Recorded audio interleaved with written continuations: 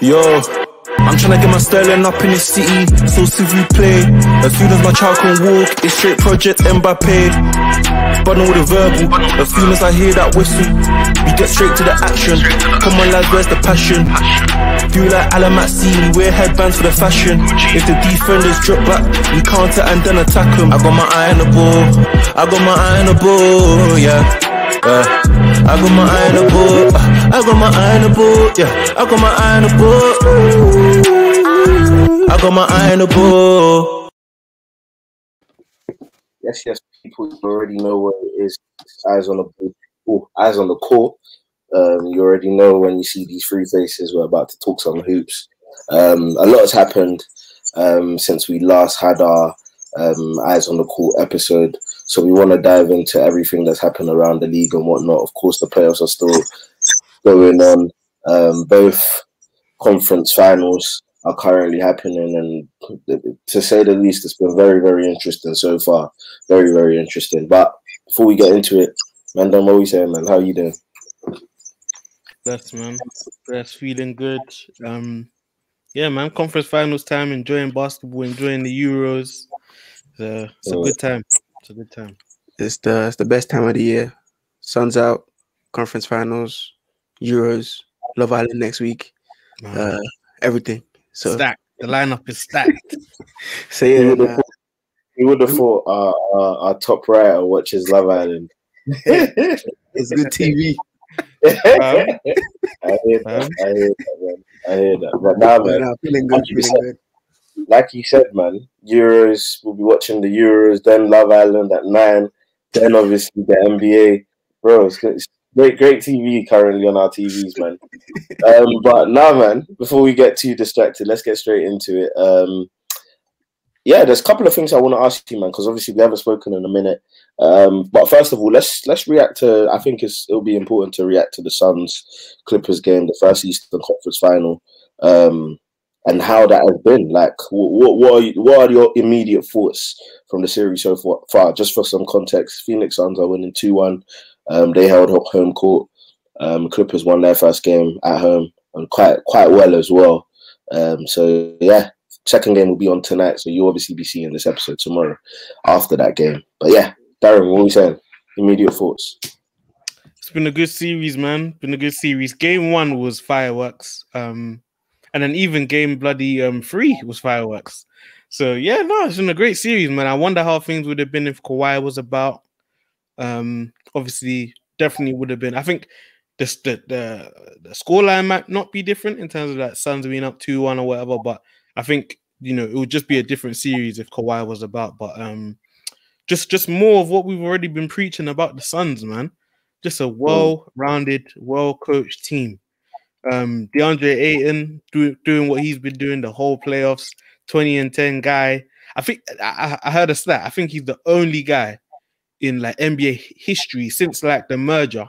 You know when you hear since the merger, you know the stats are nuts.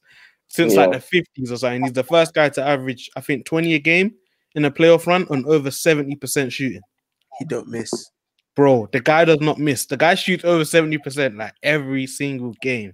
Yeah, man, I got to give him his flowers. Like, he's really had a serious playoff run coming out party. Devin Booker does what Devin Booker does. I never doubted him, but I just wanted to see it on the biggest stage. Do you know what I mean? I think there's a difference between being capable of doing it and actually doing it. Do you know what I mean? And we're seeing him do it at the highest level, mid-range assassin. Him and Chris Paul, between them in the mid-range, it's naughty. But I give Ty Lue credit though, because the Clippers shut that down. Sorry, I said game 3. It was game 2. I meant the Clippers shut that down last game when they had Pat Beverly, Terrence Mann starting those guys, took Morris off the bench. So you got your best perimeter defenders. Beverly's doing a good job on Booker. Yeah, so I think that was a good adjustment by Ty Lue. Ty Lue, the king of adjustments. You see now, mainstream, they're trying to call Ty Lue the best coach in the league. It's funny, but yeah, I think it's been a great series, man. A good chess match between the coaches. People always criticizing Ty Lue, saying, why is he rolling with Zubac when the small lineup has worked in the past 2 series? Zubac dropped, what, 15 and 16? last game, played huge, led them to like seriously contributed to a win. People need to stop questioning Ty Lue, man. But yeah, I've rambled on a bit, but it's been a great series so far, man. Nah, 100%. And the thing with the Clippers, they have to look at it this way, that they were in both of those games, the 2 games that they lost. If not for some missed free throws, they're probably 2-1 up right now. So they've been in every game. I think, obviously, Chris Paul came back for the 3rd game. The Suns played a lot slower. I don't know if that's because they're away or that's because Chris Paul is back and he's handling the ball. But yeah, you know, purely just missed shots, good defense from by the Clippers, especially Pat Beverly on Devin Booker. But Paul George, he's been incredible. Even with the missed free throws, people forget that before those missed free throws, he was closing that game for an 8-0 run. He was incredible at that point, and the missed free throws just wiped everything out. And then you look at the game yesterday, the other day, and he was excellent. But another guy as well, Reggie Jackson, is really stepping up. People forget Reggie Jackson was a starting point guard in this league. He was, I think it was Westbrook's. He was just below the All-Star. Yeah, exactly. That's how good he's been. So, you know, I think Ty Lue's given him, since Kawhi went down, he's given him the freedom to say, shoot whenever you want, attack whenever you want. We need your offense. And that's what he's doing. And he's showing that he's a great player in this league. So great series right now. It's kind of a stalemate series, unless the Suns win tonight, because the Suns did what they were supposed to do at home, which was to win those 2 games. The Clippers will come back, won their first game. So if the series really starts tonight, if the Suns win today, then the series is well and truly alive. But yeah, no. So far, great basketball on show. And 2 great coaches as well. 2 great coaches as well. 100%. Before I ask you, man, about the coaches, something that I wanted to get your opinions on and thoughts on is something that I thought, I don't know how I feel about it, because Monty Williams has been great. Has been a great coach, and obviously, again, like I said, we're going to talk about it in more detail. But in game 2, Campaign dropped, I think it was 30-9 or something like 29-9. Yeah. And in game 3, he played 4 minutes, obviously because Chris Paul is back and whatnot. And obviously, we saw a bit of that in the Lakers series, where when Chris Paul was back, Campaign doesn't really get that many minutes.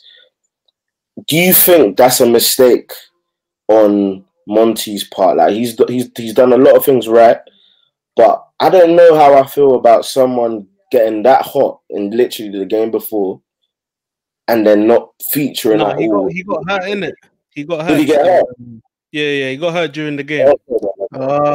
So it wasn't like Monty was like taking him out the rotation type thing. Yeah, I think it was he stepped on someone's foot, rolled his ankle. So I think they were just being extra cautious and didn't return to the game. I thought when I saw that happen, I thought it was Monty that just chose not to put him back into the game, because maybe he just thought, maybe he's not necessary. Yeah. Okay, they definitely missed his offense, though. They definitely missed him. No, that's what I'm saying, because they definitely missed him. Definitely, his ball handling. Of course, Chris Paul was the premium half court dictator, playmaker, whatever. But Campaign offers something different, and I think it's a bit unorthodox as well. And it really works. Like, it works for him. I think it's just Nadim said it. They played a lot slower when Chris Paul came back, because Chris Paul plays at a much slower. Cam Pace is a pace changer. Yeah, you know what I mean, when he comes in, he ups the tempo. Do you know what I mean? You're used to Chris Paul slowing everything down, getting everyone in their position. Campaign comes in, fam. He's beating someone off the dribble before everyone's even up the court. Do you know what I mean? So I think he's like I don't want to say in baseball, but it's like you know, it's a good analogy, innit? But it's like a curveball. Do you know what I mean? Not like your typical thrower. He's a different type of pitch. Nah, he's. I think Monty Williams sends him on to the court and just gives him one message: attack. That's all he does. Attack. You see, whoever he has on the pick and roll, he attacks that person. I think that's what they missed, because Devin Booker and Chris Paul. Devin Booker was looking for a shot, obviously, but he's trying to get other guys involved as well. That mask is hurting him as well, by the way. Is it? Yeah. No one likes playing with that mask, fam. It just fogs up. Fogs up your vision, fam. Yeah, I mean, he said as long as he can see the basket, he's fine. You're muted. That's facts, man. That's facts, 100%.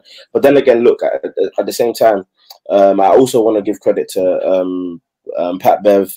Obviously, we've already spoken about Reggie Jackson, but Pat Bev showed because his I feel like his defensive ability has been questioned in the last couple of seasons, especially because he hasn't had that same impact that he had. I think the last time I saw prime Pat Bev, prime defender, is that series against the Warriors where the Clippers had Doc, and it wasn't really a great team, but they held their own. Do you know what I'm saying? I actually think they won 2 games. That's it. So yeah, no. So ever since Westbrook said, "Oh, he just runs around," that's what people have in their mind every single time. But no, you have to give him credit, man. His hands were very, very active against Booker. They held Booker as well to like a. He had a poor game. I mean, obviously, we can say the master and whatnot, but yeah, he had a poor game. But look, I think the series is nicely poised, and it's nicely set up for whatever team wants to take advantage. And that leads me nicely into my next question, where I ask, how big of a game changer? Well, what do you think DeAndre Ayton's ceiling is? What do you think his ceiling is? Because I saw a quote from someone on Twitter, like one of these NBA analysts, and he said that he thinks that DeAndre Ayton can have a longer and better prime than Dwight Howard when Dwight Howard was at the top of his game. What do we think about that? Even I've seen NBA analysts say he's the closest thing we've seen since Hakeem Olajuwon. Yeah, I saw that one. To Hakeem Olajuwon, and I wouldn't go that far. I think more like Dwight than Hakeem still. Yeah, but I think Dwight. I don't really like the Dwight comparison because Dwight was like a defensive player of the year. Do you know what I mean? DeAndre Ayton was dead defensively his first couple of years in the league. It's only the past season or two that he's improved defensively, but he's more of an offensive guy. He shoots 70% from the field. Do you know what I mean? So, what's his ceiling? I think he can be one of the best big men in the game because, when you're shooting 70% from the field, and he doesn't even demand touches. So imagine if he gets to a point where he's saying, "Dump me the ball down low, and I'm gonna post up," and he's still shooting that efficiently. I think he can genuinely be one of the best big men in the game. I think he can 20 and 10 guy like his whole career. Do you know what I mean? That's elite. I genuinely think, people are already saying, is he more valuable than Rudy Gobert? Who's what? A 3-time defensive player of the year. And you can make that argument. Who would you rather have on your team? Rudy Gobert or DeAndre Ayton? Do you know what I mean? Don't get me started. you man, I want to hear you man's thoughts on that. And then maybe we'll, put him in amongst like where does he rank in terms of the other bigs, but I think he's a special big man. Like these playoffs is a real coming out party for him, man. He's been impressive. The thing is with him, I don't even think he's scratching the surface of what he could be. Like as you said, imagine if he starts backing down people in the post, or if he stretches out to the 3-point shot, which I think he can do. Yeah, so he's starting to roll at the moment. He did in college. Yeah. So he does have that in his arsenal. Imagine if he starts unlocking it at the next level. He could be the best center in the league. Like, he could rival Embiid and Jokic for that position. Like he's that good. And if you look at it now, the thing about him is that he finds himself in the right position every single time. He's never, for some reason, people look at the pick and roll. He's just always there with Chris Paul or Devin Booker at the right position, and it's weird, and it's so hard to guard. So he has the right teacher in Monty Williams and Chris Paul, and he has Devin Booker that he'll be his partner for a long time. And he seems to be making such strides in his game every single year that you look at and you go 3-4 years from now, he could be dominating this league at that position. The one question I do have, is he going to get bigger? I don't know if he will, but if he's not huge, but he's really strong. He's like guys bounce off him. He's strong. That's the thing. Exactly. So he could. I think he could be the best center in the league. I don't think he's as skilled as Embiid and Jokic, though. Yeah, that's the thing. I don't think he'll have that level of skill. You have to work to that level, and if that's the level you're aspiring to be at, and he has the mindset. He has Devin Booker right next to him, Chris Paul, Monty Williams, the coach, the GM. I think it's possible.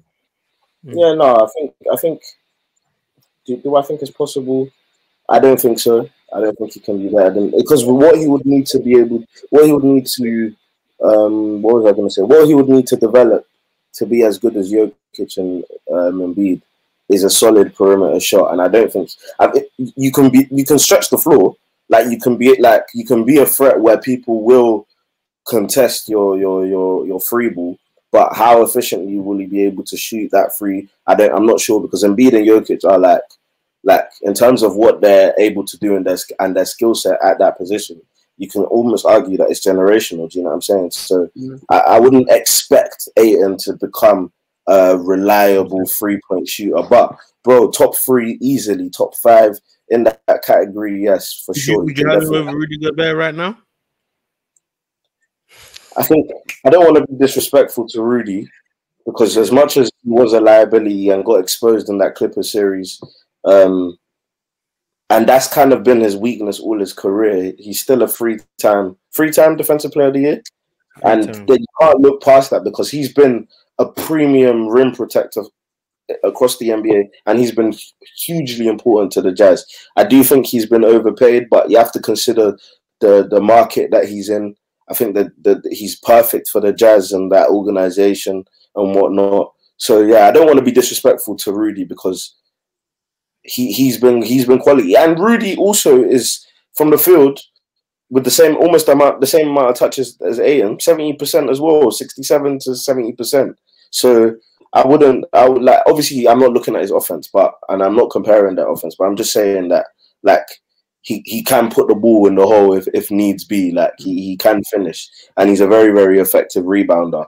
I guess it's when it now comes to playoff time, who would you want?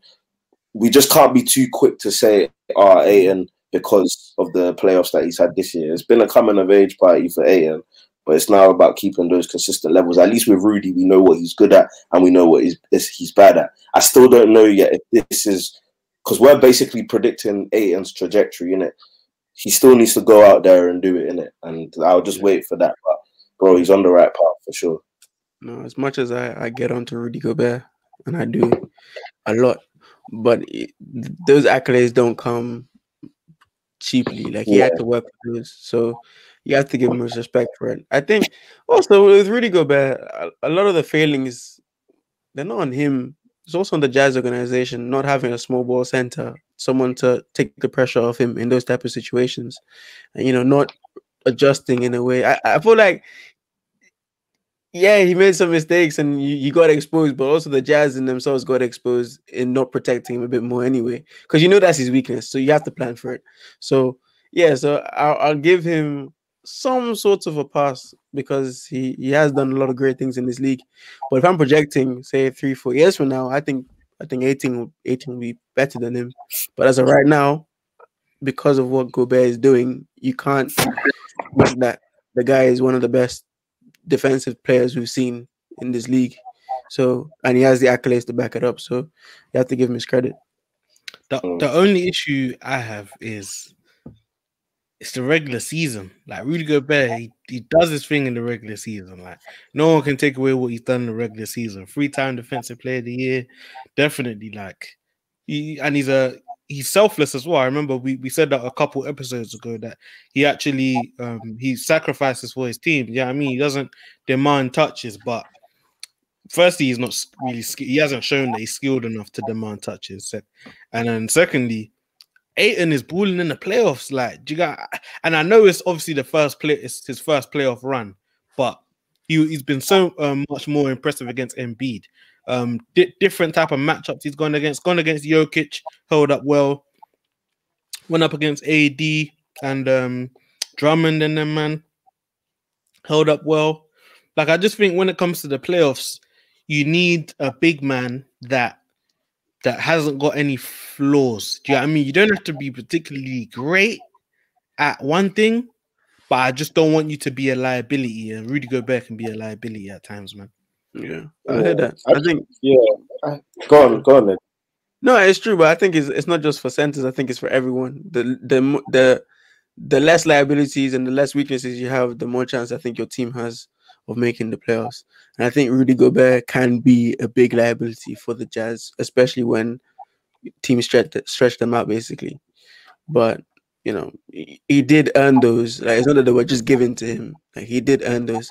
Although some players around the league, and you will say people hear comments like, "Oh, Yeah, how did he get like anyone can score on him? Stuff like that. You do hear that. You do hear stuff And like fam, that. you don't just hear it from like role players, Yeah, superstar you hear players from are coming star out players saying so like Rudy Gobert is not all that defensively. Like he ain't.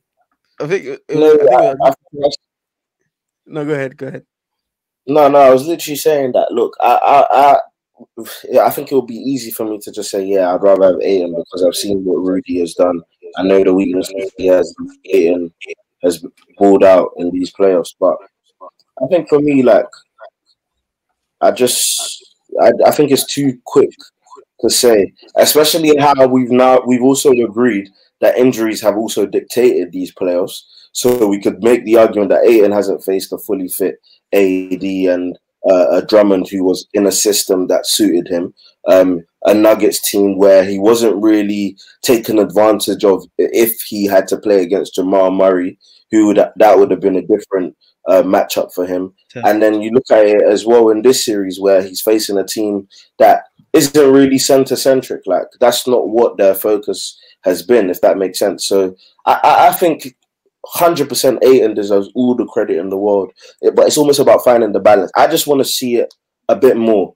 Like I said, I know what Rudy is good at and I know what he's bad at. But what Rudy is good at, I still don't think Ayton is better than him at that. Like, as much as Rudy Gobert is not the greatest perimeter defender in the world, he forces you to take shots because you don't want to drive to the rim and get blocked from behind. Like, do you know what I'm saying? And he forces you to think about what you want to do because that easy drive to the paint that you think is there for you might not always be there for you because Rudy, his reach is crazy. Do you know what I'm saying? Things like that. Just he makes shooters think. He makes ballers think. And I think we just have to give him his credit for being able to do that at least.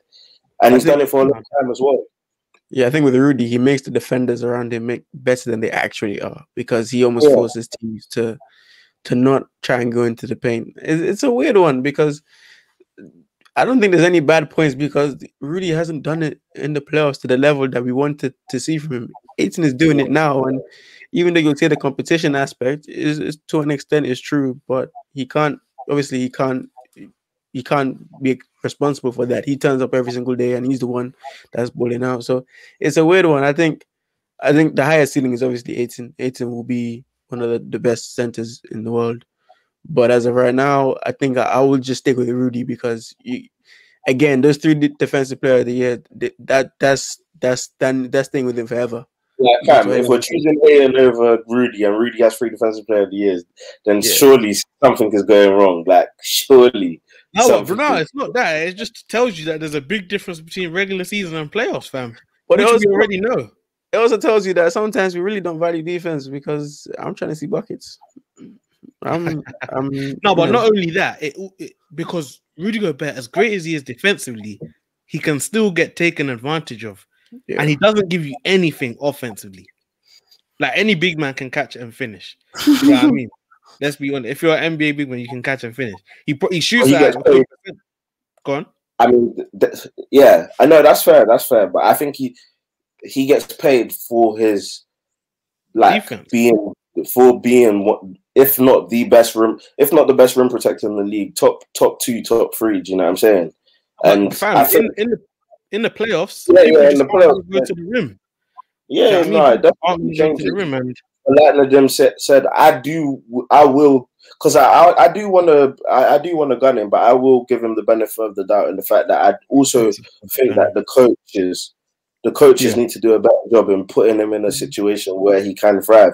Because in the series that they did play, the Jazz played the Grizzlies in the first round, and he played very well in that series. And then the Jazz also played. Then they played the Clippers, and he started out well until the adjustments were made, and then the counter adjustments weren't made by Snyder. So I just think I agree. Yeah, like because he started well.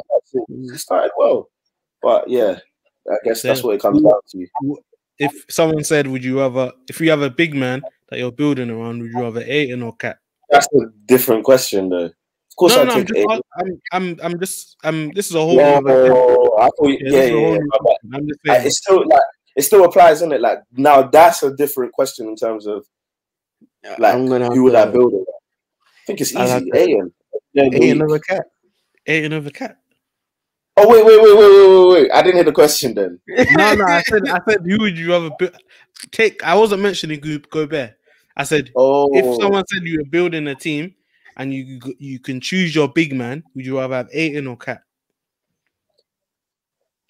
But I think why that question is interesting is because, again, you have to point to the fact that we've seen what Ayton. We've seen what you just mentioned. We've seen what Ayton's doing right now in the playoffs and what he's able to do. Like, so if I could choose my team, obviously people will say that Cat deserves better pieces around him and whatnot. But then you also have to question Cat's mentality, and you've seen that that's been a thing that people have questioned. And do you want someone who's mentally weak as the foundation of the franchise? The only time he's been to the playoffs was when Jimmy was there, and then he obviously had the whatever you want to call it, the beef with Jimmy. Do you know what I mean? And now Jimmy ain't there no more, and you ain't made the playoffs since. Do you know what I mean? And even when they made the playoffs, he was getting Clint Capella was matching up with him well. Like, I remember that series. And on top of that, like, it's no coincidence that his closest friend, or one of his closest friends, Ben Simmons, that's one of the destinations that he could be traded to, apparently, in the reports. Like, just imagine that kind of franchise. Two all-world talents, but weak mentally. They fit in the same category in terms of their mentality. Like, because really and truly, Ben Simmons should be someone that you'd be taking off the. If Ben Simmons could shoot a mid-range shot, #1 draft pick, bro, he'd be easily one of the best players in the league right now. If he had, he doesn't even be. You remember when DeRozan wasn't really a great 3-point shooter, but he was money in the mid-range. If Ben Simmons just had that. Due to his playmaking ability, Ben Simmons is never getting that. He's never getting that. I know. If Ben Simmons had that, he might be the best player of all time. If Ben Simmons had any form of offensive game, an offensive game, there's probably no under 25 player you're taking ahead of him. Any offensive game, I would even put my neck out and say he could win MVP and Defensive Player of the Year in the same season. He joined that list. Yes. Really. And like that's how important. And that, but do you know what's mad? What's mad? I know we're going a bit off topic, but I think it's crazy how Ben Simmons is literally the epitome of how much we look at offense in the NBA.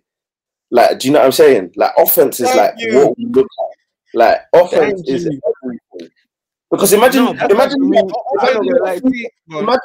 all the offense in the world, but he could not even defend. He couldn't. He'd be a great player.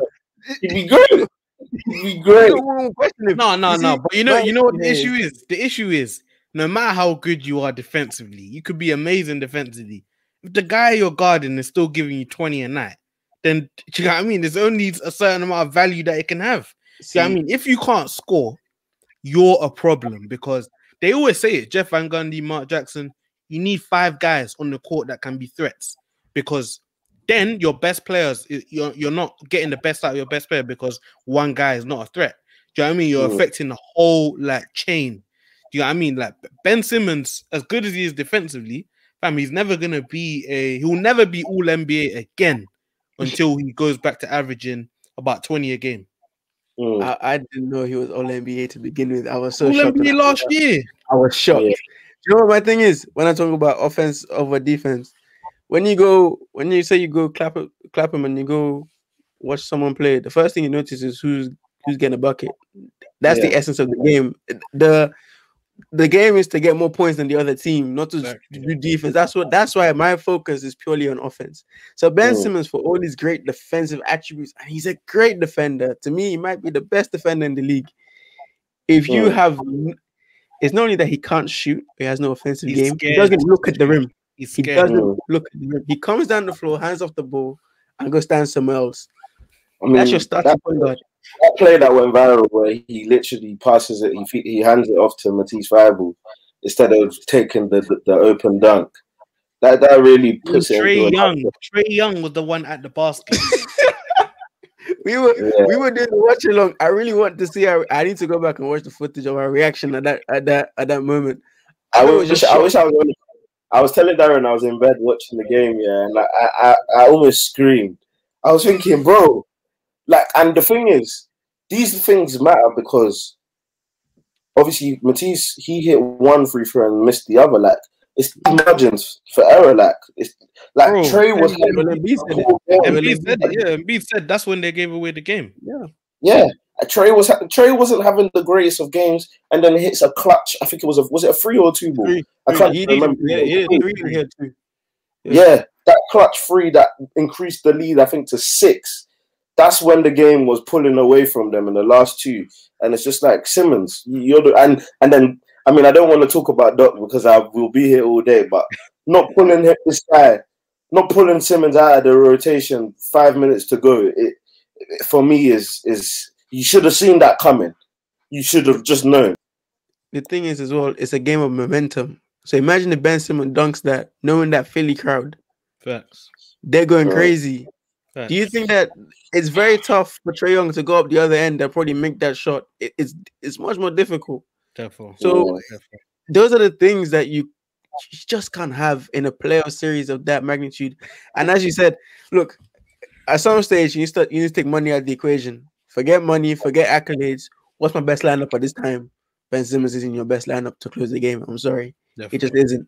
So, Doc Rivers, I understand why he didn't take him out, but it would take a bold coach to take him out. It cost you the game. It did cost him the game. But fam, we've gone far on this tangent, and we might as well top it up with this, or top it off or whatever. Obviously, we're hearing a lot of reports that Ben Simmons could potentially be on the move. Do you know what I mean? Like Sixers, Stephen A saying, the Sixers have to get rid of him. Obviously, he knows Philadelphia. I feel like I want to hear you man's thoughts on that. Like, do they trade him? Do they have to get rid of him? But for me, the bigger problem is Tobias Harris, because Tobias Harris is sitting on. I think he's one of the 5 highest paid players in the league this year. And for me, he plays the same position as Ben Simmons. I've said it for years. Ben Simmons is not a point guard. For me, he's a power forward. Tobias Harris plays the same position. Do you get what I mean? So I feel like Tobias Harris is the guy you want to move. You build the team out. Ben Simmons is your 4. Embiid is your 5. That's elite defense already. You could literally have us 3 around them, and the defense will be elite. Just get 3 scorers around those guys, and you got Thibault there as well. I think that's how you build out the team moving forward, man. Imagine if they found some way to acquire Kemba from OKC to play that point guard position. The only thing is, you can get Kemba on the cheap right now. The Celtics had to give up a pick to get rid of him. But the only thing is, I heard that he's got an arthritic knee. Ooh. Yeah, that's what I heard. Yeah. That's one of the reasons, because of the knee injuries that he's been having. Like, you see how that affected Todd Gurley in the NFL. Wow, that's I think I hear that argument. I think now that I've obviously been, I was gonna say, now that I've been able to reflect on like what's happened, it was easy to just say pull the trigger and whatnot. But one of the biggest reasons why I said, I forgot what I said. I said a triple firing, but I'm trying to remember who the 3rd person I wanted to get gone. Murray? No, I wouldn't get rid of Morey. Come on, man. He's one of the best GMs in the league, man. He is.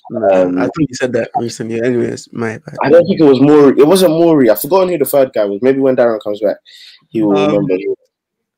Who was the 3rd guy? I said Ben Simmons, Doc Rivers, and I've forgotten who the 3rd guy was. Yeah, you said the GM, innit? Brand? No, because the GM's Daryl Morey. Or was he president of basketball operations or something? Yeah. Joe Brand is the GM. President. Mm-hmm. Okay. Elton Brand needs to go. Let's be honest. He's giving far too much money. He's under Daryl Morey's tutelage, isn't it? So I don't think that's that deep. Daryl Morey okays all the decisions. Yeah, exactly. No, but he didn't okay the decision to give Tobias Harris and Joel Embiid. But was he Ben Simmons? Al Horford. And to let Jim Butler go, that was Brand. Yeah. The funny thing is, Daryl Morey had to make up for that Al Horford decision by just trading a pick to get rid of him. I think you're in the same position with Tobias. That's the point I'm trying to make. That you made the point of Tobias, because Tobias had a good season, the reason why they waited on Tobias as well is because of that Doc Rivers effect. Doc Rivers normally knows how to get the best out of the Tobias, and I think Tobias is on the money of one of the best players in the league, but he isn't one of the top 10 best players in the league. And like, you can't blame. It's the organization you blame for him having that kind of money. You know what I'm saying? And for me, I think you got what you were supposed to get out of a player who is of Tobias Harris's caliber. Like, he had that big game which they won. I think where he dropped, I think it was like 30 or something like that. He had that big game. So for me, I don't look at Tobias. It's easy to say. Like, I get it. I even agree. I'm not even saying that Tobias is. I'm not trying to scapegoat him. I'm just if Philly want to be successful, the best way to do it is put Embiid at the 5, Ben Simmons at the 4, and you have to let go of Tobias. He can only play the 4. What the issue is Simmons' trade value is at an all-time low. Whereas where at the beginning of last season you could have got him for James Harden, this season we're saying CJ McCollum. Like, that downgrade is despicable, it's disgusting. Like, do you know what I'm saying? So I think you have to be careful if you're the 76ers to just say, all right, cool, first trade that comes our way, we make it, because we will never be able to get his value back up. I think you can get Ben Simmons' value back up. Maybe never to where it was before, but you can still get it to higher than CJ McCollum, in my opinion. So I think that's the most important thing you do first. Second of all, they just don't have enough shooting, man. They don't have enough knockdown shooters. From when Seth Curry is having to carry the offense, and really and truly, let's not forget, Seth Curry, whilst playing for the Mavs, one of the best offenses, or the best offense statistically in NBA history last year. Like, he was the 6th man. Like, he didn't start. Do you know what I'm saying? So for him to be, he was the second best player. Do you know what I'm saying? And that's a problem. That's a huge problem. Like, Seth Curry is definitely a quality player, but I don't think for a team like Philly who are trying to win a chip, he should be a starter. That's another one of the issues. Oh, but that just shows how bad the roster construction is. No, for sure. And that comes back to the Elton Brand point. But I mean, sooner or later, you have to look at coaching, man. Doc Rivers, in my opinion, needs to go, because it took Ty Lue 1 year with I'm only using the word worse because of what Doc had, with a worse roster. Let's not get it twisted. Doc Rivers had a better roster than Ty Lue at the Clippers, and they're in the finals right now. Do you know what I'm saying? And competing without their best player. So I think Doc Rivers, the serious questions need to be asked. The fact that he's won 1 chip, and that was in a time where that was the only big 3 in the league, really, and he won his chip. And really and truly, you could make the argument he underachieved with that roster, because they only won 1 chip. So, like, I do think it's time to move on from him, man, because he's failing to convince. And yeah, that's where I would start with Philly. Oh, okay. So you first get Ben value up, then you fire Doc. No, fire Doc obviously first, but then you get Ben's value up with the new coach and whatnot.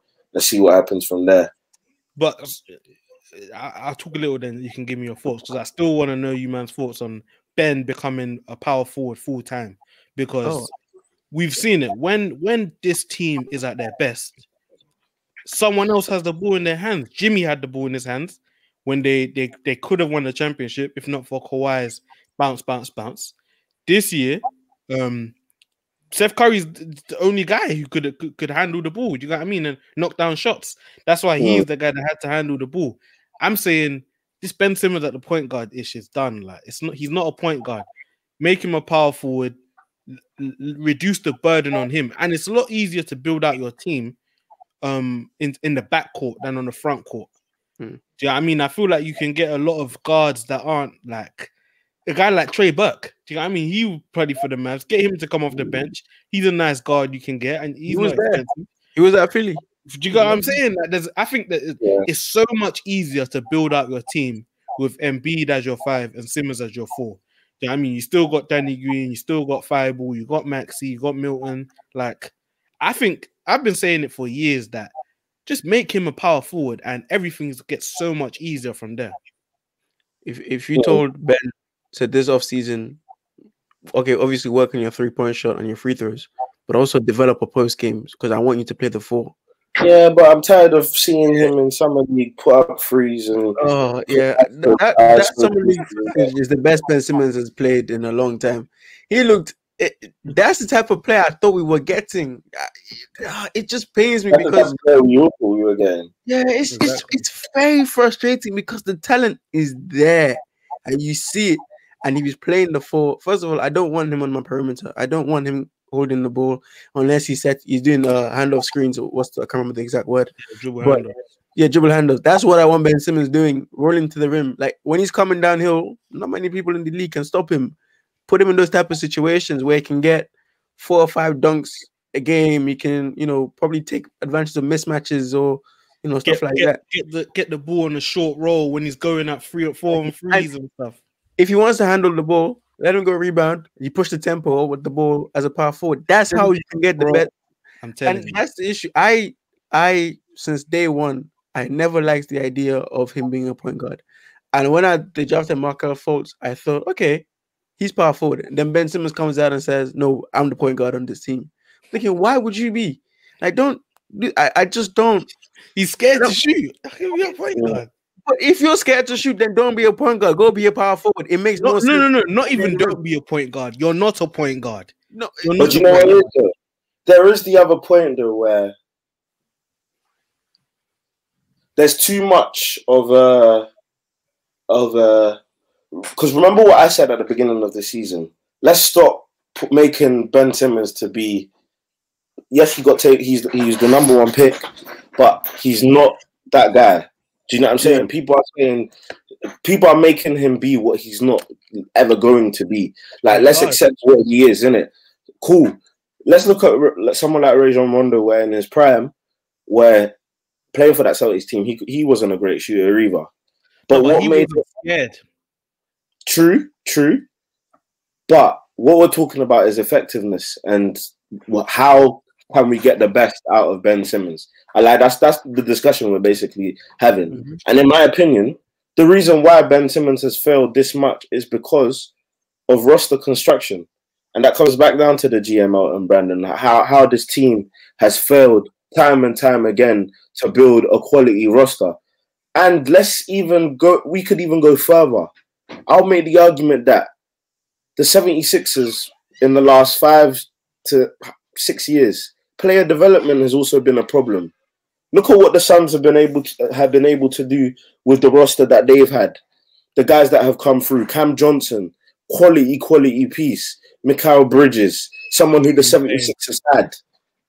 Campaign, another one of the guys he's not young, but player development is key. And it's who you surround the organization with in terms of the experienced guys that you've got. But it's also about how can the coach, because people forget how important coaching is to the NBA. People think that you just bring in a coach and then they put in their system and players play to a system. Bro, no.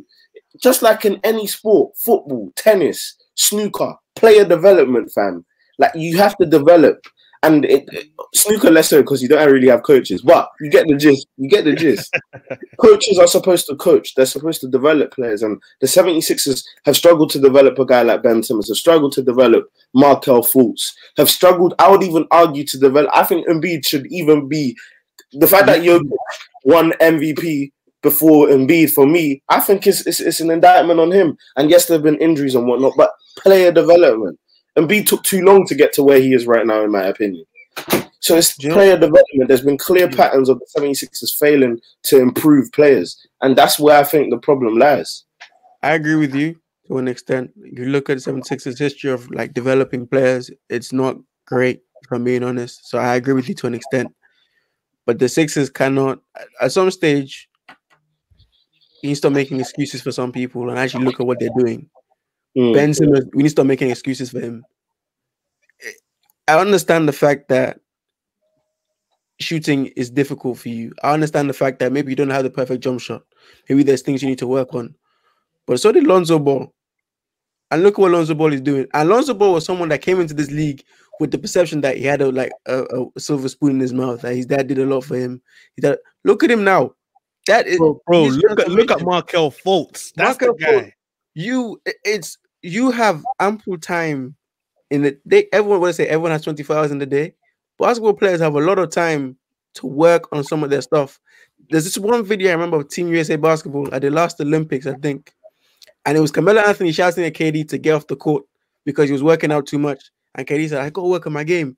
This is one of the all-time greats telling you I have to work on my game. If KD can do that, why is Ben Simmons not doing that? And that's why I'm holding him to a standard, because I need him. Fine, your jump shot isn't perfect, but there's no evidence you're working on it apart from Instagram pictures. That's my issue. So as much as Summer League. So as much as the 76ers, they have not been perfect when the decisions they made, the money they've handed out in their player development, that's absolutely fine.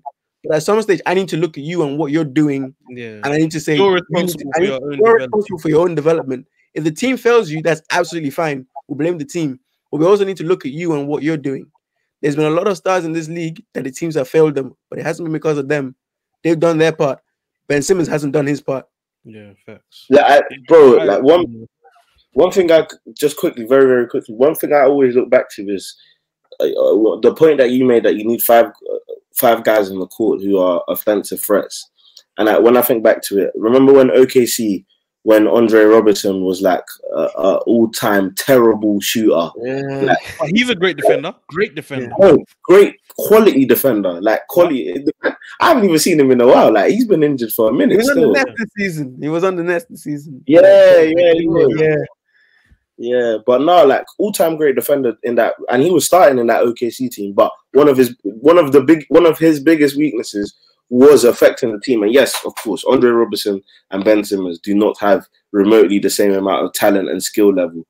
No, but bro, it's a good comparison because Andre Robertson is all defense. He's all that caliber player. What is Ben Simmons giving you more offensively than Andre Robertson? Passing. That is it. Passing. That's nuts. That's the truth. Andre Robertson can even hit the odd three, by the way, in the corner. Yeah. Andre Robertson, at least he gets criticized on a mad thing for free throws. He's a 50%. Ben shot 34%. Bro, come on, man. 34%, and that. Let me just point that is worse than NBA history. Worse than NBA history, and we were in the league with Shaq. Someone said it, in the league that had Shaquille O'Neal, Ben Simmons shot worse than him. I said, "Oh boy, that when you say it like that, that's bad." I think the free throw shooting doesn't even bother me. What bothers me is in 7 games, in 7 fourth quarters. How many minutes are in a quarter? What, 12? 12. Yeah. Bro, Donnie picked up a total of, I think, 4 points in 7 games and in 7 fourth quarters. Like, come on, man. No, he hit free throws, and it was 3 shots. He made 3 shots in 7 fourth quarters. But that's the thing. He made 3 shots. Yeah. See, this is the thing. The one thing why it's very hard to criticize Giannis is because Giannis missing free throws or airballing free throws is never for lack of trying. He's aggressive every single time. Ben Simmons, he practices. You know he practices. Giannis failing. He gets upset when he misses them. Ben Simmons, it's like he's resigned to it. Yeah, it's like, that's cool. I'll do it again. Like, that's the issue. Like, Ben Simmons, the lack of aggressiveness, the lack of assertiveness for someone who is 6'10", that big, to handle the ball, and most of the time he has a mismatch down the floor. If he comes down the floor and decides, I feel like attacking you at this point. There's a clip of Jimmy Butler saying, that Jimmy Butler clip when he said, I told Ben Simmons that if he has the ball and he has a mismatch, attack. And Ben Simmons didn't do it. That's the type of thing I'm expecting. I'm not saying perfect. Just attack. That video, was it you that showed the video, Daniel, of him shooting the pre-game jump shots? Yeah.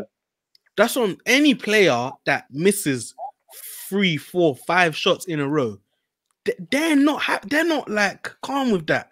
Do you know what I mean? Ben Simmons is like,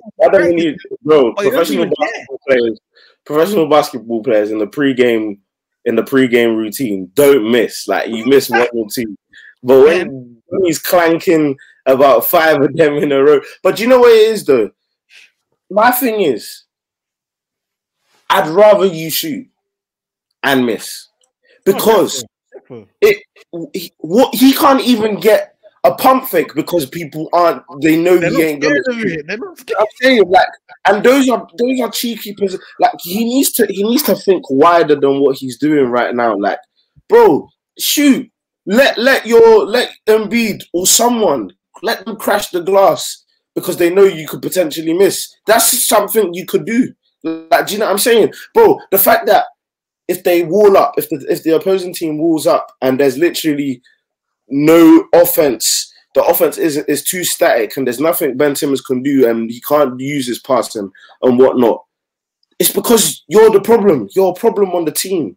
Like when there's literally that's the problem we were having with Giannis, and Giannis managed to pattern it this year. Where if there's literally one tactic that a team goes to for you, and you are not finding every way in the book to try and get over that, then you need to go and sort that out. At least with Giannis, it's more what the opposing team is doing to him. Ben Simmons is what he's doing to himself. Exactly. Like, the funny thing is, it's like he's regressed so much as well. We'll move on after this, but yeah. remember against the Nets. This was before KD and Kyrie got there. Yeah. Embiid got hurt. Ben Simmons dropped like a 40-point triple-double. Yeah. Do you know what I mean? He's pushing the pace. He's getting layups. Like, bro, like, I understand you're not going to get that on every possession, but that should be the mindset that I'm going to dominate. Do you know what I mean? My man just... It's like you don't care. What was his highest point study of the series? Didn't he go this series? Yeah. I think it was 17 in one game. I think game 3. Half of them were probably free throws. Yeah. I think didn't he get 14 really go bad this season? Yes, bro. Yeah, I'd probably take that defensive player of the year of Rudy Gobert at this point. That's shameful. That's shameful. But nah, man, cool. I'll say let's round out the episode with Darren. Darren's got a couple of topics that we're gonna touch on quickly, and yeah, we'll use that to round it out. Yeah. We obviously saw the draft lottery pan out. The Pistons, man. Pistons got number one overall pick. Couple other teams obviously got picks. That I think it was the Rockets got number 2, Cavs got number 3, but the Pistons, man. How do you, man? Obviously, it's looking. Cade Cunningham is pretty much the unanimous number 1 overall pick. I think the future of that franchise is looking nice, man. How do you, man? How do you, man, see that young team looking? Because I tweeted it like that starting 5. I like Killian Hayes. Obviously the French point guard they drafted like 7th overall or whatever. Cade Cunningham at the 2. Sadiq Bey, who is all rookie. You still got Jeremy Grant, who averaged like 20 a game plus, and then you got Isaiah Stewart, who was all rookies. Yeah, how do you, man, feel about that young team moving forward? Yeah, I think. Yeah, right. No, go on with them. No, I like it. I like it, and especially I like their coach as well. Devin Casey's a good coach in this league, so they've got something nice to build around. And then you bring in Cade Cunningham, who is, I think, everyone's clear number 1 pick. I think the draft really starts at 2. So yeah, I like the future that they have there. If they do look to build around that young core that they have, and there's a playoff, there's a really good future for them. That's what I'm saying, because bro, Cade Cunningham is projected to be a superstar. No, he's got. I'm not gonna lie to you. I've only seen like small clips here and there. I think I saw like a bit of a game once, just once. It looks nice. Like it looks nice. And in 2K, he becomes a killer, fam. So I'm expecting big things. Like that. The guys, but now, look, it's a good chance for the Pistons to really put something together now. A nice little young roster where they're all developing together. See what they can do. Like I really like Sekou Doumbia. I don't know why. I just like him. Nice I remember they drafted Bruce Brown. They drafted Luke Kennard. I mean, they draft well. Do you know what I mean? Yeah. But I think the issue is they've drafted well, but then they brought players in and then they let them go for basically nothing. I think they mostly got back for that core players they had was like a 2nd round pick or something like that. So in those decisions, they haven't done well. But in bringing some players in, they've done well. It's more than time now for the Pistons to get going now. Like it's time. It's been a while since they've been relevant in the NBA, and obviously now we're in an age where we're looking at a finals that we could see the Suns and the Hawks. I mean, I don't know, correct me if I'm wrong, but I don't think we've ever seen those two franchises in an NBA finals since the merger. So, probably not. As in facing up against each other? No way. Yeah, Suns Hawks, So yeah, man, this is now time for a lot of and I think it's good for the NBA that we're getting new teams on the horizon, new teams, and because look, they're gonna lose money. Soon done, fam. Yeah, they're gonna lose money, of course, for the next couple of years, but it's about building for that next generation. Do you know what I'm saying? Building new stars, new franchises to get new fans. And with how the global scale is working and how there are new fans to the NBA in the UK and whatnot, you're gonna have people supporting different teams, which is good. Like not just the Lakers and the Celtics, the teams that people know already. So it's good, man. I think it's good. Yeah. But I think also if anyone's gonna learn a lesson from this season is you never know what's gonna happen. So all that tanking stuff, put your best foot forward, get your best roster assembled as possible, and you never know what will happen. The Suns, if they would be lying if they told you they thought they'd have a chance at the NBA Finals. They really would be. So if you're the Detroit Pistons, do what you can to get the best roster and take it from there. If it doesn't work out, it doesn't work out. But try your best, and that's all we're asking. Fam, we got to get back to the days of the bad boys, fam. That's what we want to see. That franchise has got history, fam. So we want to see them come back. Tough, gritty teams. Yeah, fam. I'm saying, and that's Kay Cunningham. That's his makeup as well. Like he's a physical guy, good defender. You know what I mean? So he fits the culture. But yeah, we'll see what happens in Detroit. They're pretty much locked in. Like Woj and Shams are saying, pretty much like just confirming the details, kind of like with the Sancho to United, just have to drop that. But J Kid to Dallas, I'll just go through them one by one. Oh no, you man can tell me which one intrigues you the most. So J Kid to Dallas, Rick Carlisle to the Pacers, Indiana, and then Chauncey to Portland, and Ime Udoka to the Celtics as well. So which one of those intrigues you man the most? And you were saying it, Daniel. People underrate the value of coaching, fam, in the NBA.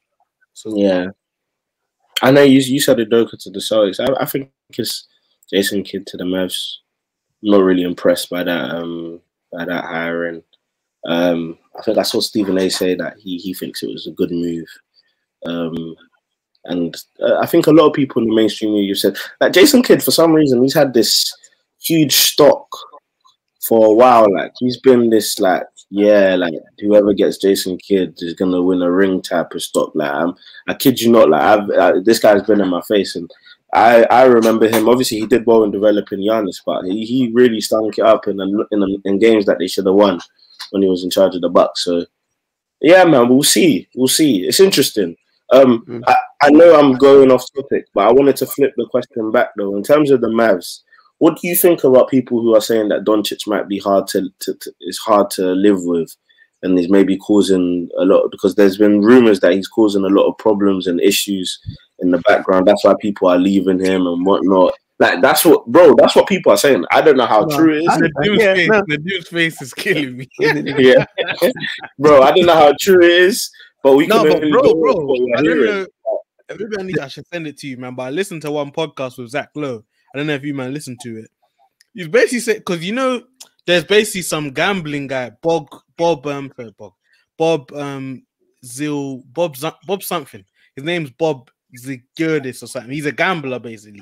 He's like a professional gambler, but he's high up in the. Mark Cuban is a numbers guy as well. Yeah. So he's high up in the franchise in terms of he has a say. Apparently, there was a game where Luka went to Rick Carlisle and said, "Is it your team or is it Bob's team?" Mad. That's what I'm saying. Like, apparently the relationship, that's part of the reason Rick Carlisle left, because he didn't really get fired. It was like he resigned. Because apparently the relationship between him and Luka ain't great. And yeah, man, I can't remember your question. What's your question? Like, is he gonna leave? I'm saying, like, how big of a deal do you think the thing about Luka being an issue and a problem in the franchise is? I don't think it's a big deal, because at the end of the day, most franchises, they're gonna do whatever your star player wants you to do, especially if he's a great player like Luka. So I think that contributed to why Rick Carlisle's gone. He's not a huge fan of Rick Carlisle, with Carlisle's gone. We also heard that he was pissed off about Don Nelson getting fired because Don Nelson was the one that drafted him. He was the one that scouted him from when he was 14, 15. So I think that could be an issue, you know, Don Nelson being fired because the reports came out today. They hired like a Nike executive to be their new head of basketball operations. So listen, Luka better be on board with that move because listen, everything that you should be doing right now is to appease him. Build a good team around him and make sure he's happy, man, because lose a guy like that, you're setting yourself back 10, 15 years. Do you think, a quick question, sorry Nadim, I know you want to respond to that, so I might as well add this as well. Do you think if you give Luka that Hawks roster? No. It's mad. Do you know what? The thing is, bro, it's crazy. Bro, I want to give Trae Young credit. I think Trae Young has created an identity with I don't want to disrespect Trae Young, but I'm just saying, you give Luka that roster, maybe. You never know. Do you know what the thing is? I'll go back to the first point, first question. I want to know, is Luka really that bad to deal with, or is he demanding something from them that they haven't had to, that not been demanded of them before? Because for the Mavericks, to me, they seem like a franchise from the outside. It seems like a very comfortable franchise. You know, they're okay with where they are. They have their one superstar. They try and surround them with nice pieces, and they're okay with a second round exit. Of course, they want to win, but this type of loss doesn't really hurt them. Is Luka that competitive guy that, because you see, he can be quite temperamental on the court. Off the court, is he that guy that's saying, do this, do this, do this? And they're just like, wait, Dirk never did this to us. Dirk was easy going. I don't think he's telling them do this, do that, but he's just expecting it. Yeah, but and there's nothing. If Luka comes in and he's demanding excellence from himself, why can't he demand excellence from the people around him and the people that are building the team? That's my question. And the only part that's concerning, that story doesn't come out unless someone in the Mavs wants it to come out. So clearly, that Luka is an issue. Yeah, they can keep that on the wraps if they want to. Someone in the Mavs has clearly said something or alluded to something, at least, that said that Luka guy is a bit tough. That's the concerning part. But for me, if he's demanding something from you, I have no issue with that. That's a generational talent. Exactly. Don't do what the Cavs did with LeBron the first time, which is waste part of his prime. You do everything you can to make sure he's happy. And sorry, very quickly. And bro, why that is a brilliant comparison is because if the Cavs were serious, they could have won a chip before LeBron decided to leave, in my opinion. The fact that he carried him, bro, yeah, like, do you know what I'm saying? And bro, in my opinion, Luka's ready to win now.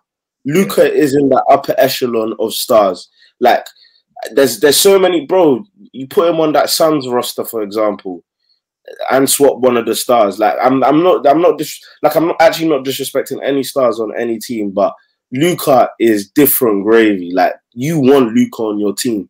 Like, bro, you know when they used to say walking triple-double, like, he's almost in that cat where he's a walking 38 and 8 kind of guy. Like, do you know what I'm saying? No, so, boy, Luka is special, man. He's a special guy. 100%. The funny thing is, look back at the Seth Curry for Josh Richardson trade. That was clearly a mistake. That never made sense. That never made sense. Yeah, I'm saying because they tried to sacrifice a bit of offense for some defense, but you messed up. Josh Richardson but he's someone who's just downgraded as a player. Yeah, like, he's worse. Yeah, no, fam, you know, the Miami Heat got that magic dust that just makes you look good, fam. I mean, Waiters Island was popping in Miami, fam. Like, man, them go to Miami and just look like some elevated version of themselves. Spoelstra is the key. Yeah, no, Spoelstra and Pat Riley as well. Them man know how to get the best out of guys. But in terms of Luka, listen, that team just better buckle up, bro. Because listen, he's a foreigner. He'll do what he wants. I mean, there's no real ties to the Mavs. Like, if they drop the ball, if they drop the only thing that I think he's comfortable with is the fact that they're about to give him a $200 million contract. I'll be very comfortable. Do you know what I mean? He's about to get that supermax extension. So he's gonna be happy. He'll probably sit on that. But he's gonna give them 2-3 years, another 2-3 years to build the team around. When he gets to when he gets to, bro, it might even be before that. You know, it might even be bro. I'm saying when he gets to AD age, he's gonna be looking at his options and thinking, bro. And I'm saying it might even be before that, bro. AD put in his trade request when he was in the last year. No, yeah, he had 1 year left. Last year, yeah. Bro, listen. Kyrie did it with 2 years left. James Harden did it with 3 years left. Do you know what I mean? Like, man, them ain't waiting until they're in the last year of their deal to put in trade requests anymore. Like, man, them are getting moves. But it makes sense. I'm getting my bag and I'm getting out of here. And I'm cutting. Like, there's nothing wrong with that. The thing is, with Luka, it's Daniel. You said this like very early on when I started doing this podcast with you. You said that these athletes, these basketball players, they pretend like they don't hear the noise, but they do hear it. They do hear that, and Luka will hear at some stage, and it's unfortunate. I hate that it's gonna happen.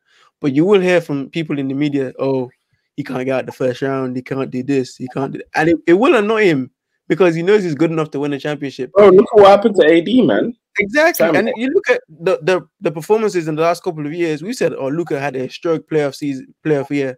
He's been in them in the first round both times. Yeah. That eats at you. So, and it's supposed the second best player who they traded a lot hasn't shown up. So yeah, that type of stuff. Eventually, that's how the NBA unfortunately works. Guys hear noise and they decide that they want out. That's what's gonna happen. I think even bigger than that. Listen, guys have ambition. Do you know what I mean? If you're not matching my ambition, then why am I gonna stick around? That's facts. That's what I mean. That's just the truth. But last topic before we wrap it up. We know the Warriors were gonna get the Timberwolves pick if it weren't in the top 5. Ended up being the 7th overall pick. They got their own pick at the 16th pick. What I'm pitching to you, man, is say again. Is it 14th or 16th? Was it 14th or 16th? Yeah, one of them anyway. Yeah, regardless, it's just what I'm asking you wouldn't change. Do you put those picks together along with a Wiseman, maybe a Oubre, and go and get yourself a superstar player to put alongside Steph, Clay, and Draymond? I think I've already thought about this. I think what I would do is I test the waters, man. Go to the Wizards because what you have to remember is, bro, Curry, Clay aren't getting any younger, innit? Do you know what I'm saying? Especially Clay off the back of another season-ending injury. So that's what we've missed 2 years of Clay. Do you know what I'm saying? Yeah. So I'd go to the Wizards. I'd package the 7th and 14th picks. It's 14th. Yeah, 7th and 14th. James Wiseman. Oubre. No, not Oubre. You could actually keep Jordan Poole, Kevin Looney, James Wiseman, and Wiggins. For Bradley Beal. Keep Jordan. No, for Bradley Beal and Bertans. You take Bertans as well because he's a shooter, stretches the floor for you as well. So you get Bradley Beal and Bertans and you trade away Poole because I think the money works because I remember sitting down and doing it. The Poole, Looney, Wiggins and both picks. And Wiseman and both picks. And then you got a team of Curry, Clay, Beal, Bertans. Then you've still got Draymond Green. You still got Eric Pascal, who I think is a nice little piece to have off the bench. So I that's one side of it. Yeah. Or the other side of this is make a smaller trade and you get Sabonis. You go out and get Sabonis. Ooh, that's a nice one. I like that. I think you try to get Sabonis because the thing with that is, what do you give up for Sabonis? I think you have to give up like Wiseman. And a couple picks and some money. Yeah, I even think you have to give another player as well. But yeah, Wiseman. Let's say Wiseman. Yeah, I don't know who would the Pacers even need. You'd have to look at the rosters. Yeah, regardless of that, you can make the trade in it. What do you start him at the 5 with Draymond? Sabonis. Yeah, I would. I play Green. So I play Curry, Clay, Green, and Sabonis. I think that'd be a quality team. Ooh. I think. Listen, I think you got them picks. You got Wiseman. I think they've got a lot of flexibility to go and get a lot of guys. I think the Bradley Beal one is beautiful. Like that would obviously be a good get. I was looking at only things I don't think the Jazz will give those guys up. Looking at like because Donovan Mitchell ain't trying to like play with rookies and Wiseman and all of that. So I was thinking Bogdanovic and Ingles, innit? But I don't see Donovan Mitchell wanting to go play with young guys. But those guys would be beautiful for the Warriors. Do you know what I mean? Around Steph and Clay. But maybe that's something for another episode, innit? We'll come up with like hypothetical trades and pitch them to each other, innit? Because Ben Simmons potentially on the move. That was nuts. Ben Simmons potentially on the move. I had the Tobias Harris. Hey, how do you man like the sound of this? Yeah, do you think you could get De'Aaron Fox for Tobias Harris? If you add like Maxey and Milton and then man there, you think you could get De'Aaron Fox? Unless lose much for De'Aaron Fox. Say that again? I think you lose too much for De'Aaron Fox. As in you give up too much. You give up too much, yeah. I don't think so. I don't think so. I'm happy to see Maxey. Milton. You don't rate Tobias Harris one bit, one iota. No, but not only that, it's not my issue. Is not with him as a player. My issue is who's the position he's taking up Ben Simmons' spot. Yeah. Do you know what I mean? So I think, and the thing is, if you let go of Ben, you're losing a defensive player of the year. Yeah. If they said Tobias Harris, Maxey, and Fable with a pick for Buddy Hield and De'Aaron Fox, are you doing it? 10 times out of 10. Wait. As the Sacramento Kings? No, as Philly. As Philly. Oh, as Philly, yeah. Sacramento Kings, no way. I'm not touching that. That's the thing. That's especially because they have Bagley still in, and Bagley runs out. So, hey, but listen, if Bagley runs out, maybe Tobias is a nice pickup. Do you think Do you think Bagley's good enough for the Warriors? Yeah. I would say they don't want. Nah, I don't think Bagley's good. The Warriors won't go get Bagley. I believe in Marvin Bagley as much as a lot of NBA players. You believe in all these young guys. Yeah, but here's the thing. I'm going to add some tags to this. Luke Walton. That's what I'm adding to this. Well, Marvin Bagley doesn't even. Right now, he doesn't deserve the third, man. He's just Marvin Bagley right now, man. Fact, and he needs to stop coming with the tracks as well. Focus on your ball, bro. Hey, but Daniel, on what listen to that lineup though. De'Aaron Fox, Buddy Hield, Danny Green, Ben, and Embiid. Wait, quick question. I want to throw this out there to you. I saw the other day that Brandon Ingram apparently could want out of the Pelicans. Listen, no one wants to be in New Orleans right now, bro. Yeah, but if you're the Sixers, I 100% go for that. Ben Simmons for Brandon Ingram. No, but they ain't putting Ben Simmons with Zion though. Yeah, if you do the Tobias could be a nice fit alongside Zion, potentially. They ain't doing Tobias for Ingram. No way. No, but you have to add all the young guys in it. Maxey, Milton, a couple of them man there. But they've already got their young guys. You go after Brandon Ingram? If you're the Warriors, if you go after Brandon Ingram. Ooh. That package that we just came up with. Yeah. That's a nice package. And what, Ingram with Curry and Clay and who's Ingram's a disciple of? KD. In the back. I can't lie. That I think you know what? I like that. You know what? I like it. But I think you have to go all out for Bradley Beal, man. Yeah. I'm not hearing this talk that he wants to die in Washington, man. Like, I'm just not hearing that. Bro, go and get Bradley Beal, because if you put Bradley Beal with Clay and Curry, I don't think there's any team everyone will talk about defense, but that team knows how to work it. Steve Kerr's still there. They can go and get minimum guys who are focused around defense. Bro, Bradley Beal, Steph, and Clay fully fit against LeBron, AD, and whoever the Lakers tried to get. I saw reports where they're trying to get Spencer Dinwiddie, which would be perfect for them. And then you got the Nets with KD, Harden, Kyrie. Just 1 year of that kind of fully fit big threes all around, bro. It will be nuts. It'll be crazy. Yeah, it'll be crazy, man. This is stuff for a whole nother episode, man. 100%. There's so many and this is going to be a crazy off season because there's not a lot of free agents, so there's going to be a lot of trades.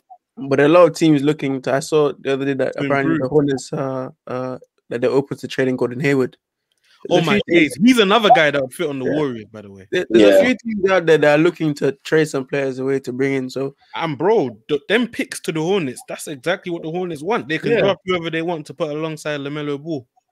Do you know what I mean? So maybe Gordon Hayward's timeline doesn't really fit where the Hornets are right now. Exactly. Last question to close it out. Then, just quickly, very very quickly, run through it. Your top 3 coaches in the NBA. Right. Off the dome. Spoelstra. Yeah, Spoelstra is number 1. Let me see this. Let me just put a couple names out there, just so as I'm thinking about. Obviously, Ty Lue's up there. Nick Nurse is up there. Yeah, is Pop still up there? Pop is top 3 still. Pop is okay. Let's change it then. Top 3. How do I put this? Rising coaches. Just say not name Pop. Yeah, or do we do inform? Or is inform easy? Or you could do rising coaches, basically, like up and coming, basically. I wouldn't even say up and coming because Ty Lue is an up and coming. Right now, top 3 coaches. Yeah, the top 3 coaches right now because I don't think Pop's in the top 3 right now. Like, do you know? I don't know if that makes sense. Yeah, a lot of it's based on resume. Yeah, but right now, Spoelstra, Nurse, Lue. Lue's 3rd. No, that's not in order. My order would be Spoelstra, Lue, Nurse. Spoelstra, Lue, Nurse. Interesting. The them. Spoelstra is number 1. I'll throw Ty Lue in there. I give him his credit. I really want to give Monty Williams and say he's in there, but let the season play out first. Quinn Snyder? Piss off, man. I mean, his record in the last year is incredible. It's dry, man. Are you giving it to Steve Kerr? Nick Nurse is championship coach. What about? There's a few. Steve Kerr is there, though. Steve Kerr is up there. Like he can't. Monty Williams, you said it. Monty Williams, yeah.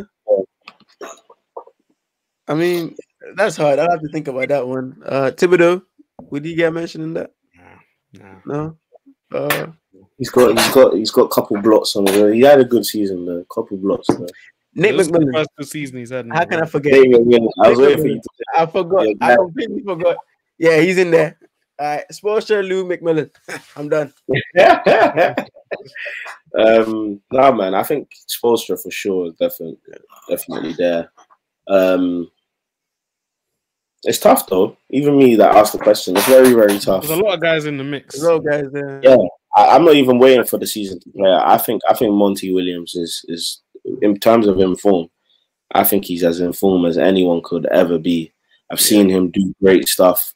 I've seen him develop players. I've seen him implement schemes. I've seen Chris Paul show him respect. That is big. Huge. That's major because like Chris Paul defers to him. And you know when you got these big stars that dictate and set plays and tell people what to do. When Chris Paul's listening to a guy like Monty Williams, you know Monty Williams is a serious guy.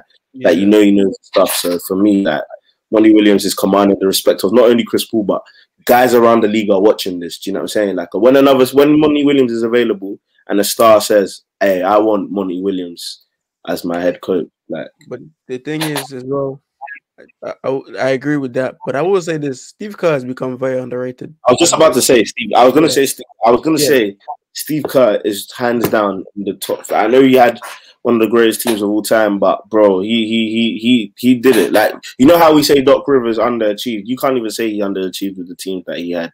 Like he did everything he could do. I think he won one chip when he maybe shouldn't have. Obviously, Kyver's had injuries, but he won that nonetheless. He won both times with his big three, and then the year where he didn't even what's it called? Out, isn't it? When KD got balance is out. You know what I'm saying? Well, and I was in 6 games, isn't it? Yeah. But the thing with Steve Kerr as well, that people don't like, they truly underrate. His player development as well is top notch. Like, he develops he young makes players. a lot of average guys look better than they are. Yeah, like you know what it is? I think Evan Looney, it's the system. It's the system that has guys looking better than what they really are. So he doesn't compromise the way they play. They're always gonna move the ball, play good defense. I mean, that's what makes a good coach. He's got his recipe and he sticks to it. And when the Warriors one of the best, they were the top 3 defensive team this season. Yeah. And only Draymond's the really defensive guy there. I guess what's the other guy? What's his name? The light skin guy off the bench. Oubre? No, not Oubre. No, Jordan Poole. No, not Jordan Poole. Is he's Lee? Nah, he signed a contract this season. Oh, 1T, one to Scott. Yeah. But it's mainly Draymond, and they're a top defensive team. I feel like Steve Kerr, he gets a lot of flack because of the teams he had, and obviously that's understandable. But that's a great coach.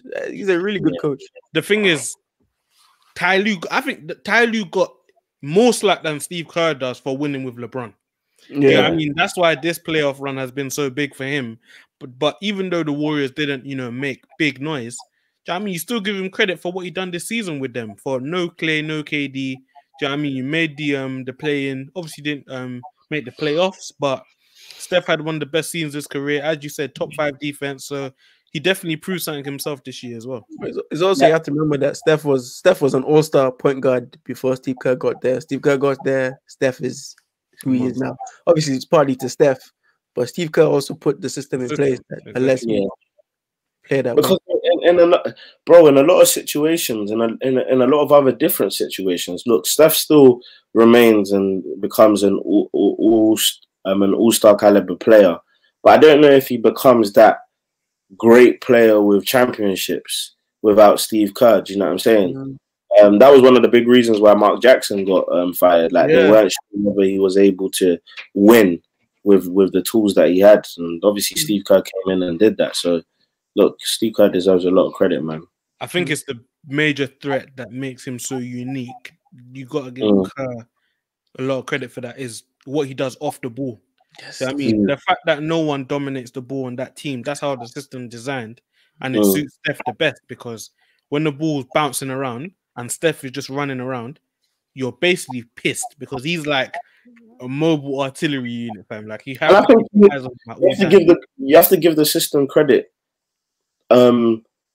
because Steph don't really get injured that much as well, and that's because he don't. Imagine Steph dominated the ball, he'd be getting hit, bumped, bruised all the time. Do you know what I'm saying? The wear and tear would be crazy. But because he's always moving, because he's made it an off-the-ball thing, because Steph is gone by the time you might want to... Like, you rarely find Steph in a situation where it's ISO. Everyone cleared away 1v1. Do you know what I'm saying? You rarely ever see that. Like, it will never be like that. Yeah. Like, but you rarely see Steph go 1v1 versus Drew Holiday. And that's most coaches would think that's great offense. You know what I mean? That's what we want. I mean, that's why you have to give him credit for going away from that. And zigging while everyone zags. But it's also it's a testament to come in and tell your two guards, this is what I need from you. I need you to run basically further than anyone else in the league, and I promise you will become all-stars. Like, they really must have, like, we looked at him at the beginning and gone, you're right. Like, no way I'm doing that. But it's worked.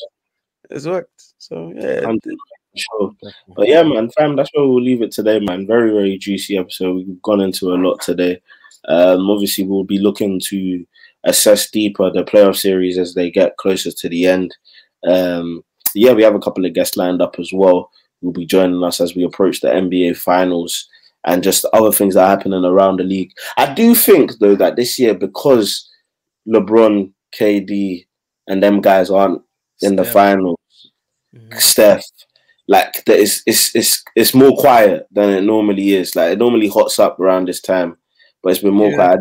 I do have that feeling that people are trying to get used to that transition. Yeah, but it's enjoyable in a different type of way. 100%. Still feel great like- basketball. Yeah, it's still great basketball. And I think if you love the game, you love these type. You no matter who's playing, as long as you have the best teams, Oh. there, it's fun. I love seeing Devin Booker play at his highest level. And remember, I mean, Darren was being hard on, like, obviously not in a bad way, but Darren was hard on Devin Booker in the fact that, fam, he needs to show that he can win. And obviously he now gets Chris Paul, and now he's able to show that he just needed one other person with him for his game to truly elevate and whatnot. Yeah, and a great coach for sure. And that's what it sometimes takes, man. I mean, it sounds easy, but boy, it gets the job done. Yeah, man, can't win by yourself for sure. But yeah, man, that's where we'll leave the episode for today. It's been your guys at Eyes on the Court. Hey, like, comment, subscribe, all that good ish. You know what time it is. The man, them Eyes on the Court. Come on. For sure. Make sure you catch us as well with some other shows that we got lined up, maybe some Euro stuff.